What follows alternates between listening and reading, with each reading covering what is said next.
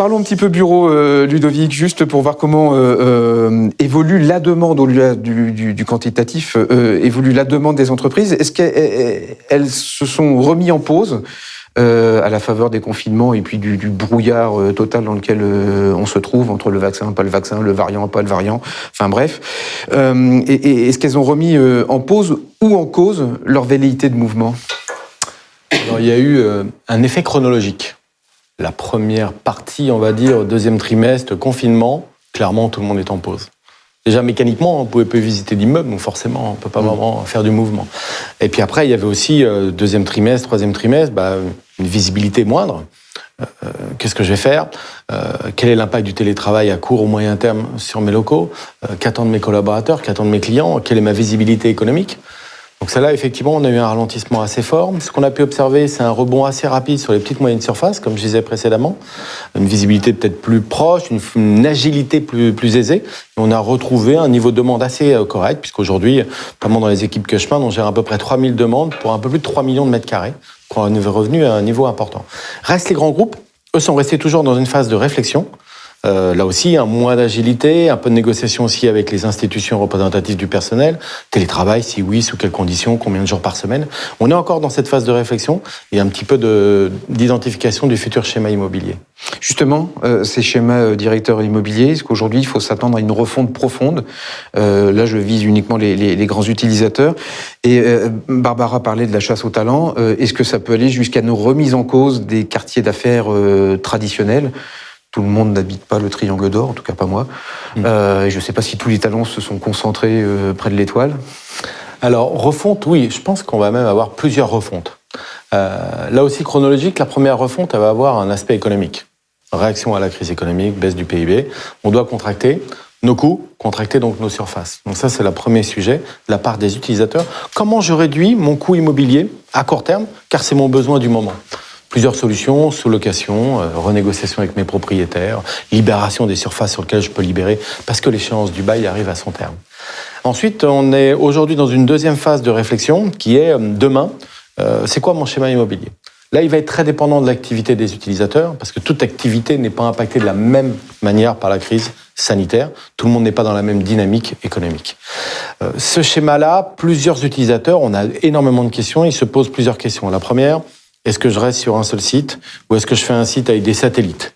Parce qu'on parle tous du télétravail, mais au sein du télétravail, il y a plusieurs notions. Il y a télétravail à l'extérieur de son siège, mais est-ce que c'est chez soi, home office, ou est-ce que c'est dans un tiers-lieu créé par l'entreprise, qu'il soit en région parisienne ou d'ailleurs en région proprement dit en province ? Ça, c'est les premières questions que peuvent se poser les entreprises. L'autre sujet du schéma directeur, c'est aussi les locaux.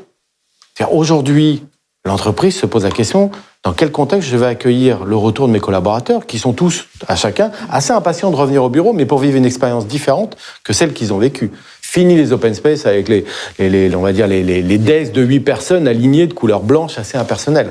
On va revenir au bureau pour vivre une expérience collaborative, pour vivre une vie sociale, pour retrouver une identité de la marque et pour faire vivre aussi à nos clients une expérience différenciante. Donc là, il y a une vraie réflexion chez les entreprises. Comment demain je vais accueillir mes collaborateurs ? Comment demain je vais accueillir mes clients ? Concernant les talents, c'est un sujet. De nombreuses entreprises liées à la transformation digitale cherchent ce type de talent. Et aujourd'hui, il y a peu d'offres sur le marché, beaucoup de demandes. Résultat, il faut les attirer. Et clairement, vous allez les attirer par rapport à votre immobilier. L'endroit où vous allez accueillir votre collaborateur, son adresse, son lieu, déjà l'immeuble en tant que tel, Barbara en parlait en termes de service, mais aussi l'endroit où il est. Est-ce que c'est un endroit où je suis content d'aller quand je sors de mon bureau? Quelle vie j'ai autour? Quelle est ma vie sociale, ma vie privée s'exprime autour de mon immeuble? Et je pense que ça va plutôt renforcer l'attractivité des quartiers tertiaires. Et je serais beaucoup plus inquiet sur les quartiers, on va dire, qui s'étaient développés à la ferveur de volonté on va dire, de réduction de loyer. Je serais beaucoup plus inquiet pour ces quartiers-là.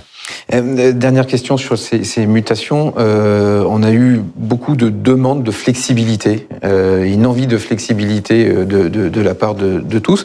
Est-ce que c'est au point pour les utilisateurs de vouloir remettre en cause le sacro-saint bail commercial, le 369, je ne parle même plus du 6 ou du 9 en ferme.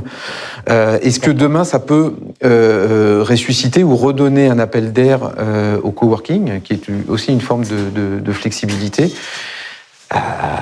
avec quand même le bémol qu'on pourra, enfin en tout cas pas demain, s'entasser comme on pouvait s'entasser dans un coworking. En tout cas, c'est plus trop l'idée. Il faut un peu de distance. On est d'accord.